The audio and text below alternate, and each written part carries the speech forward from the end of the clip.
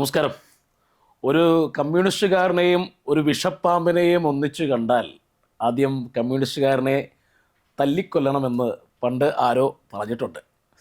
ഏത് വിഷം കൂടിയ പാമ്പിനേക്കാൾ വിഷം നിറഞ്ഞതും പേടിക്കേണ്ടതും കമ്മ്യൂണിസ്റ്റുകാരനെയാണ് എന്ന് ആ പറഞ്ഞ ആളുടെ അനുഭവങ്ങളിൽ നിന്ന് പഠിച്ചിട്ടുണ്ടാവും ഒരുപക്ഷെ. പാമ്പിനെയും കമ്മ്യൂണിസ്റ്റുകാരനെയും ഒന്നിച്ചു കണ്ടാൽ ആദ്യം ആരെ തല്ലണം ആരെ കൊല്ലണം എന്നൊന്നും പറയാൻ ഞാൻ ആരും അല്ല കേട്ടോ. എന്നാൽ കേരളത്തിൽ ഇപ്പോൾ കമ്മ്യൂണിസ്റ്റ് കോലം കെട്ടി നടക്കുന്ന കുറേ നേതാക്കൾ പ്രവൃത്തി കൊണ്ട് തല്ല്, അതായത് അടി ഇരന്ന് വാങ്ങുന്നവർ. അങ്ങനെ ഒരു ആധുനികോത്തര കമ്മ്യൂണിസ്റ്റ് നേതാവാണ് നമ്മുടെ സ്പീക്കർ ഷംസീർ. കടന്നൽ കുത്തി വീർത്ത പോലെ ധാർഷ്ട്യം നിറഞ്ഞ ഒരു മുഖഭാവമാണ് ഷംസീറിനുള്ളത്. ശ്രദ്ധിച്ചാലറിയാം. മൺമറഞ്ഞു പോയ ഏതോ നേതാവിൽ നിന്നും കടം കൊണ്ട അഹങ്കാരം, ഏതോ യാത്രയിൽ എവിടെയോ വെച്ച് മറന്നുപോയ അദ്ദേഹത്തിൻ്റെ ചിരി ഒരു കാലത്ത് ചാനൽ ചർച്ചകളിലെ ഏറ്റവും അശ്ലീലം നിറഞ്ഞ കാഴ്ചയായിരുന്നു ഈ സ്പീക്കർ ഷംസീർ എന്ന് പറയുന്ന ആൾ. സ്പീക്കർ ആയ ശേഷം ചാനൽ പ്രേക്ഷകരുടെ ഹാസ്യ കഥാപാത്രം നിയമസഭയിൽ ഒതുങ്ങി. പൊതുജീവിതത്തിലെ കോമഡി വേഷം അഴിച്ചുവെച്ച് ഷംസീർ നിയമസഭയിൽ കുറേ കൂടെ സീരിയസ് ആയിട്ടുള്ള ഒരു കാര്യഗൗരവക്കാരൻ്റെ വേഷം കിട്ടി. ആ വേഷം വലിയ തെറ്റില്ലാതെ അദ്ദേഹം അഭിനയിച്ചു തുടങ്ങി.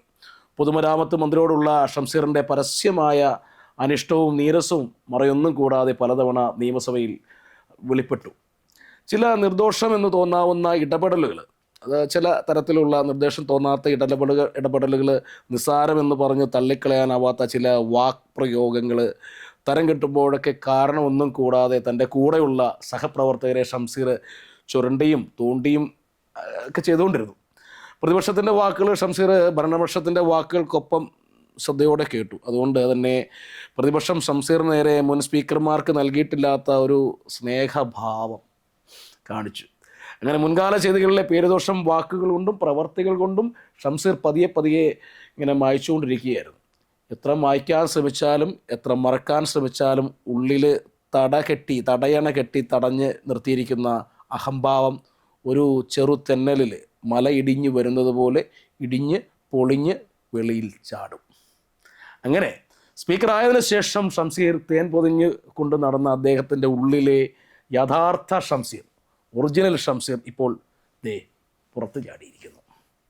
ഈ കഴിഞ്ഞ ദിവസം അദ്ദേഹം വന്ദേ ഭാരതിൽ കാസർഗോഡ് നിന്നും തിരുവനന്തപുരത്തേക്ക് യാത്ര ചെയ്യുകയാണ്. നല്ല രസകരമായ യാത്ര. അധ്വാനിക്കുന്ന ജനവിഭാഗങ്ങളിൽ നിന്ന് വളർന്നു വലുതായ ജനനേതാവ് ആയതിനാൽ വന്ദേ ഭാരതിലെ അദ്ദേഹത്തിൻ്റെ യാത്ര എക്സിക്യൂട്ടീവ് ക്ലാസ്സിലായിരുന്നു. നല്ല കാര്യമാണല്ലേ. അതുകൊണ്ട് തന്നെ പതിവുള്ള ആളും ആരവും ഷംസീറിനൊപ്പം ഒന്നും ഉണ്ടായിരുന്നില്ല. എന്നാൽ പിണറായി പറഞ്ഞ പോലെ ഒരൊക്ക ചങ്ങാതി കൂടെ ഉണ്ടായിരുന്നു. ഒരു ചങ്ങാതിക്ക് സ്പീക്കറിൻ്റെ കൂടെ യാത്ര ചെയ്യുന്നതിന് നിയമപരമായ തടസ്സമൊന്നുമില്ല. പക്ഷേ ഈ യാത്രയിൽ ചെറിയ ഒരു പ്രശ്നമുണ്ട് വർമ്മ സാറേ. കൂടെ കൂടിയ ചങ്ങാതിക്ക് എക്സിക്യൂട്ടീവ് ക്ലാസ്സിൽ യാത്ര ചെയ്യാനുള്ള ടിക്കറ്റ് ഇല്ലായിരുന്നു. പൊടി പോലും ചങ്ങാതിയുടെ കയ്യിലുണ്ടായിരുന്ന വന്ദേ ഭാരതിലെ ചെയർ കാറിൽ യാത്ര ചെയ്യാൻ ഉള്ള ടിക്കറ്റ് മാത്രമായിരുന്നു. ടിക്കറ്റ് പരിശോധിക്കുന്ന ടി വരുന്നു. ഷംസീറിൻ്റെ കൂടെ യാത്ര ചെയ്തിരുന്ന ചങ്ങാതിക്ക് എക്സിക്യൂട്ടീവ് ക്ലാസ്സിൽ യാത്ര ചെയ്യാൻ ടിക്കറ്റില്ലെന്ന് കണ്ട ടി ഇദ്ദേഹത്തോട് ചെയർ കാറിലേക്ക് മാറിയിരിക്കണമെന്ന് വിനയപൂർവ്വം ആവശ്യപ്പെടുന്നു. ഷംസീർ പുലിയേക്കാൾ വലിയ പുലിയായിരുന്ന ഷംസീറിൻ്റെ ചങ്ങാതി ടിയുടെ വാക്കുകൾ കേൾക്കാതെ സീറ്റിൽ ഒന്നുകൂടെ ചന്തി അമർന്നിരുന്നു.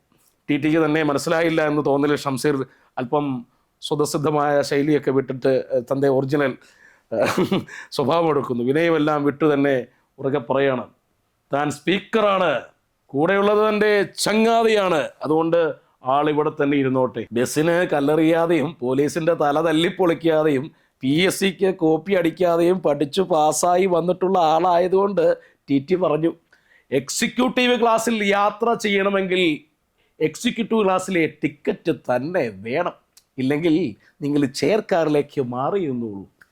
ഷംസീറിൻ്റെ കോപം നിറയുന്നു. പൊതുവെ തടിച്ചു ചുണ്ട് ഒന്നുകൂടെ തടിച്ച് വിറകൊള്ളുന്നു. കണ്ണുകളിൽ അഗ്നി പടരുന്നു. ഇത്രകാലം കെട്ടിപ്പതിച്ചുകൊണ്ട് നടന്ന വിനീത വിധേയൻ്റെ തൊങ്ങലുകൾ ഷംസീർ കെട്ടഴിച്ച് താഴെയിടുന്നു. രാജഭരണമായിരുന്നേൽ ഉടനെ തന്നെ ടിയുടെ തലവെട്ടി ദൂരെ എറിഞ്ഞേനെ ഷംസീർ. ജനാധിപത്യ സംവിധാനത്തിൻ്റെ ഗതികേട് എന്നല്ലാതെ എന്തു പറയാനാണ് ഷംസീർ ആകെ ഉരുണ്ട് വലിഞ്ഞു കയറിയ കോപം തണുക്കുന്നതിന് മുന്നേ റെയിൽവേയോട് പരാതി പറയുന്നു.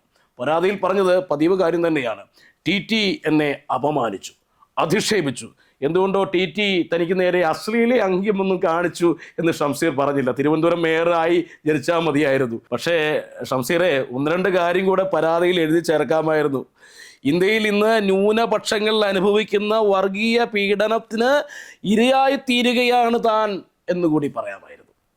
മോഡി സർക്കാരിൻ്റെ ഫാസിസത്തിൻ്റെ ഏറ്റവും വലിയ പുതിയ വേട്ടമൃഗമാണ് താൻ എന്നുകൂടെ ഷംസീറെ പറയാമായിരുന്നു.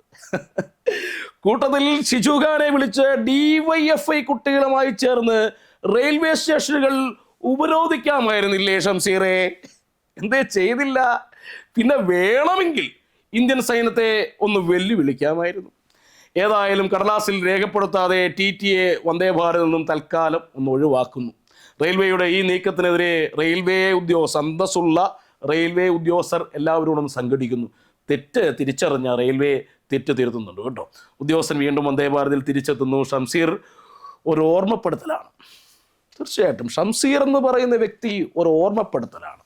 പിണറായി വിജയന്റെ കാലത്ത് എത്ര നേരം തേച്ചു കുളിച്ചാലും എത്ര വേഷം മാറി നടന്നാലും കമ്മ്യൂണിസ്റ്റ് നേതാക്കളുടെ ഉള്ളിൽ ഒതുങ്ങി പൊതിഞ്ഞുകൊണ്ട് നടക്കുന്ന അഹങ്കാരവും ധാർഷ്ട്യവും ഒരു നാൾ അവർ അറിയാതെ അകവാതിൽ തുറന്ന് പുറത്തു വരുമെന്നുള്ള ഏറ്റവും വലിയ തെളിവ്. ഏറ്റവും നിന്ദ്യമായ രൂപത്തിൽ, ഏറ്റവും ക്രൂരമായ മുഖത്തോടെ, ഏറ്റവും വികൃതമായ ഭാവത്തോടെ തന്നെ അത് പുറത്തു വരും. പ്രിയപ്പെട്ടവരെ, നന്ദി. ലാൽ സലാം.